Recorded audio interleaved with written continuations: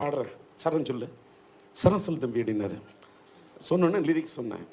தடாகத்தில் மீன் ரெண்டு காமத்தில் தடுமாறி தாமரை பூ மீது விழுந்தனவோ, இதை கண்ட வேகத்தில் பிரம்மனும் மோகத்தில் படைத்திட்ட வாகம்தான் உன் கண்களோ, இடையின் பின்னடையில் 2 குடத்தை கொண்ட தம்புராவை மீட்டிச் சென்றால்.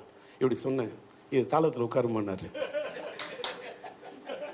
உட்காருன்னு என்ன பாடி காட்டுறீங்க, பாடி காமிச்சு.